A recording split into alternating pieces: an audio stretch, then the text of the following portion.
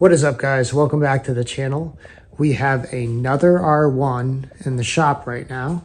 This is actually a subscriber's bike that was local, and we're going to be doing some work on it. So this is a 2001 Yamaha R1. Definitely needs some work, but I think it's definitely got a lot of potential. The bike does start and run, which is a good thing, but it is running pretty rough. So I'm assuming that the carburetor's got to be cleaned. There is a bit of an electrical issue going on and some other stuff that we'll get into later in the video. So first things first, I did end up charging the battery overnight because this was pretty low. So I'm going to go get my battery tester and use the battery tester on it just to make sure that the battery is good first. And then we're going to end up dealing with basically the rectifier plug. Now, as you can see, some of these wires look a bit burnt up. And I think that is because the wiring is not correct. But we're going to figure it out. Let's first test the battery, see how that goes. Like I said, I charged it fully overnight with the trickle charger, so it should be good. And then we'll start playing with this and see where we are. All right, we have our tester. It's a load tester. It will tell us if the battery is good or not. The battery is actually not the correct one for the bike. It is a motorcycle battery, motorsports one, so it's probably fine. But like I said, I just want to test it just to make sure that the battery is in good shape to use for this bike. So I'm going to actually see if I could hook this up. Oh, man. I might actually have to... This thing's a little bit small. Let me get to the other side real quick. All right, so I got it hooked up, and obviously we can see that it is fully charged. So I'm going to put the load test on it, and hopefully it doesn't go to the bad part. If it goes onto the weak, that's okay. Okay, so this battery seems to be testing pretty good. That is fine. All right, so the battery's good.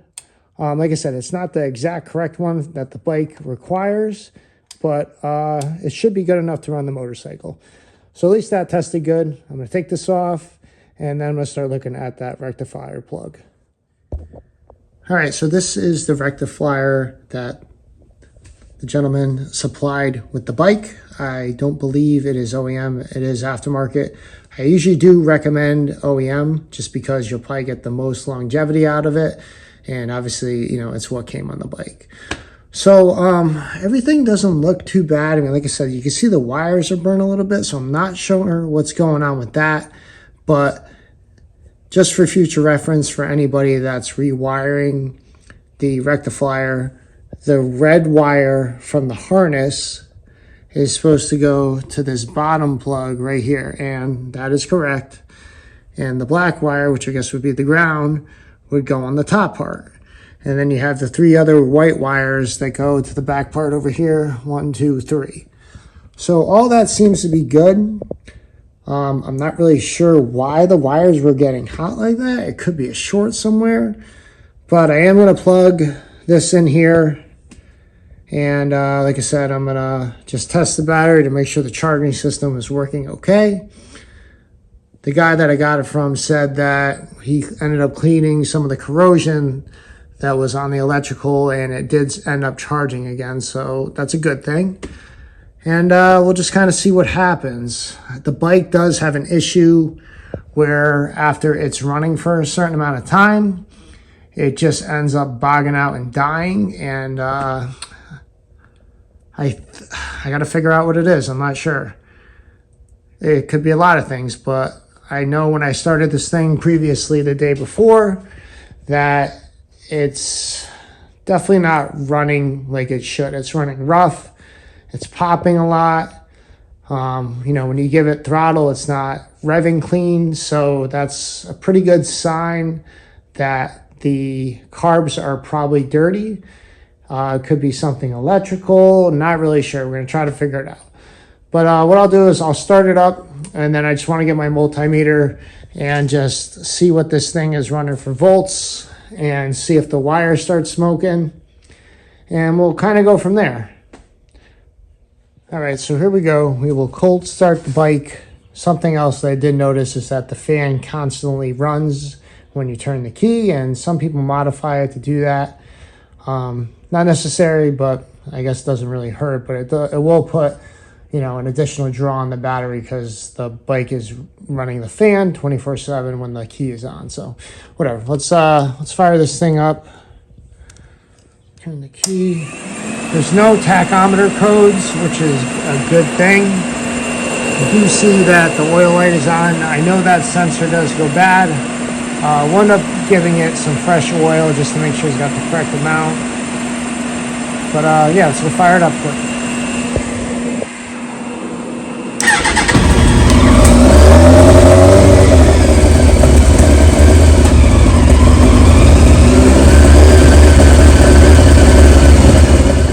All right, so the phone died. I had to charge my phone, and obviously I cut the video short. Basically, what ended up happening is the bike just ended up bogging out. Like I said, I did have the rectifier plugged in, and I did test the battery with the multimeter to make sure it's charging, and it was charging, but there is a little bit of smoke and a good amount of heat coming from here. It's probably a short somewhere, and gosh, finding shorts in electrical are the worst. That's kind of what's going on with that. We'll have to try to figure it out. I do notice, it's hard to see, but I do see a good amount of excess oil over here. So I'm thinking that it might be too much oil in the bike.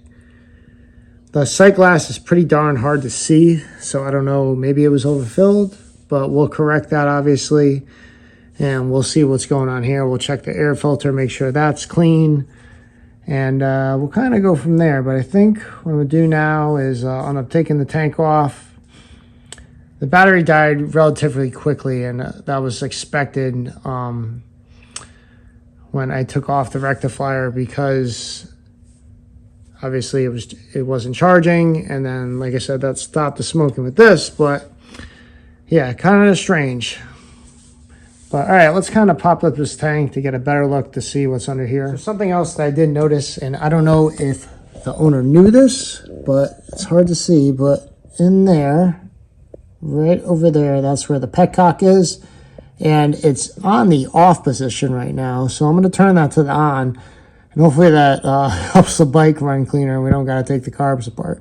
So I think I'll let me do that. I got to charge the battery again, but I'm going to turn the fuel on because obviously that was off. It could obviously, you know, pull some fuel even though it's off just because of the suction.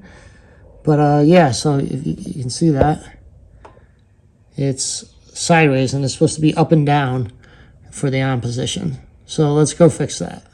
All right, so what we're going to do now is we are going to drain the oil. We're going to get some fresh oil in here and make sure it has the correct amount. Like I said, it's just so hard to see with the sight glass if it has the correct amount or not. It could be because the oil is very dirty and it hasn't been changed in a while. I don't know, but we're going to give it some fresh oil. Nothing super top of the line, just to really flush it. And obviously, once we get everything all fixed, we could put the really good AMS oil in here, which I highly recommend. So I'm going to go unloosen that and get the oil draining. All right, so we got most of that oil coming out.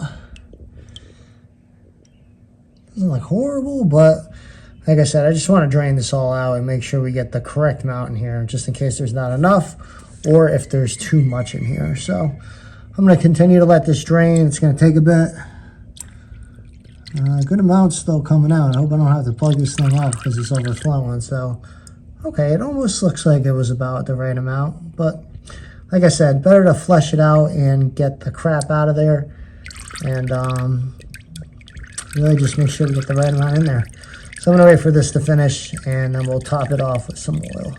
So something to note is that oil change intervals are very important to make sure you do. I believe this is an aftermarket oil drain plug. It seems like it has a magnetic piece to it, which, you know, gathers all the crap, which is good, but you can see there's a ton of stuff on this magnetic bolt. So I'm going to clean this off, and then you can see the after, but it's pretty sludgy. So obviously just make sure you guys are keeping up with your oil changes. It's very important, especially if the bike's sitting for a couple of years or something, it's in storage, change it out. It's definitely a good thing to do. All right, so I cleaned off the oil drain bolt. Like I said, this is definitely aftermarket. This is not an OEM one, which is totally fine. But yeah, quite the difference for sure. So pretty interesting. So I'm gonna let this oil drain. It's almost done. And then we'll put the correct amount in there. And I think I'm gonna take the battery from my other bike that I know is a good working one, and it's actually for this model. And we'll see if that does any change. All right, so we put some fresh oil in there, and it's actually very hard to see out of this sight glass. I literally have this bright LED light on it. And since the fact that the bike is stretched, I can't get spools on there to get the rear stand on there. So I had to use a block of wood, put the kickstand on it, and put the front stand on it, just so that the bike is straight up and down. It's very important that you make sure the bike is straight up and down when you're doing your oil changes, because you will not get the correct reading. But we are right in the smack middle of the sight glass, so that's fine. Sometimes you can fill it up to this little, the little dot right there. You can see that? There's like a little dot. You can go up there just above, almost to the very top, and you'd be fine. But we're just gonna leave it right in the middle for now. I did take the fuse out of the fuse box for the fan, just because it's kind of draining the battery and it's not really lasting that long. And we're gonna see now if this does anything. It probably won't, but it's worth a shot. And obviously I'll keep an eye on the temperature, because if it starts getting up there and the bike's still running, I'm gonna shut it down, just because the fan fuse isn't in there. So just to educate some people, as you can see, since the bike is not on the stand anymore and it's on the kickstand, it looks like there's no oil in there, but there definitely is. It's at the right level. I made sure of that, and that's all set. So make sure if you ever are refilling oil, changing the oil, that the bike is straight up and down. If it is on the side stand like it is right now, you will not get the correct reading. If your bike is on the side stand and this oil thing is like either halfway full or all the way full, then you have too much oil in there. So just a little thing to remember. And now I think it's time we start digging into here to really see what's going on. All right, so we have the gas tank off, and we're just kind of seeing what's going on under here. As you can see, there's a good amount of oil over here. Like the oil. So I think these carbs really got to get cleaned. I'm gonna take the airbox off. I'm gonna end up cleaning the carbs, cleaning out the jets. I want to check out the coils and make sure that they're fully seated, because a lot of the times when people end up putting their coil packs back into the spark plug, it's not fully seated. It takes a good amount of pressure, and you got to hear like a couple clicks. So we'll go check that out. I guess I'm gonna take, jeez, okay.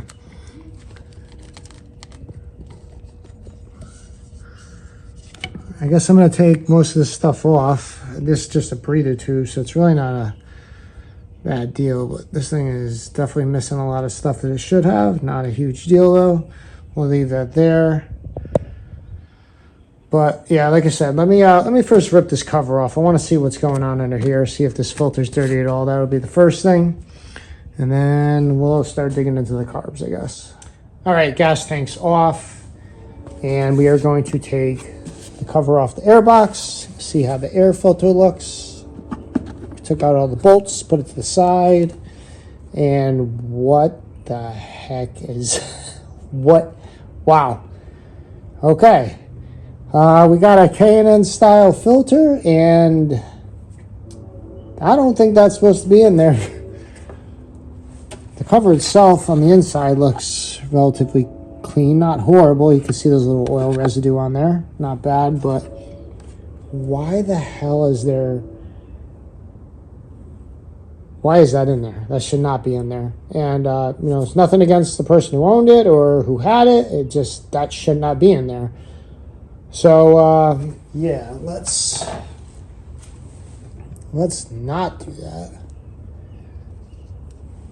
I don't know if a mouse did that or what, but that is not supposed to be like that. Holy crap. It looks like insulation. Definitely looks like insulation in there. Or maybe it's something a mouse did. I have no idea, but that is going to come out. Wow. That's definitely something else. That's a first for seeing that. Like I said, this is nothing against the owner of the bike or the person who had it before him, but this is not correct. So that is going to come out. And more than likely, if it's that dirty with that, then, because this is supposed to be totally open. Let me get some gloves. Yeah, I mean, look at that.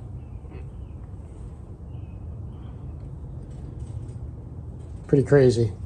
So I'm going to get all this out and get some gloves and do that first. I don't know.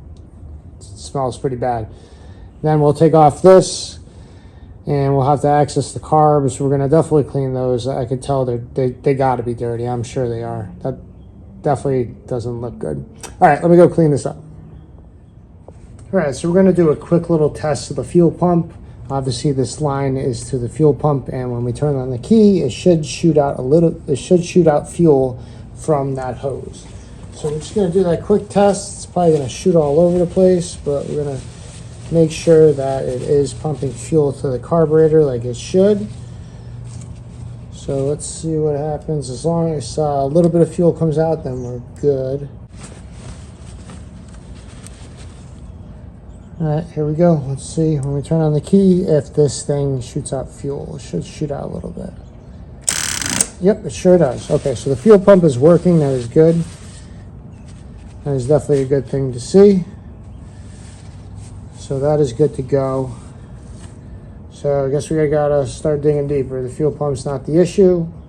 It's definitely getting fuel. I don't know how old the fuel is, but after we take apart the carbs and clean them, then we'll definitely make sure it has some fresh fuel in there just in case the fuel is bad. All right, so we got the carbs out of the bike. So I think that's going to be it for today's episode. Make sure you stay tuned. We're going to get these carbs cleaned. We're going to get those back installed. And then hopefully we'll see what happens after that. Thanks for tuning in, guys. We'll see you in the next one.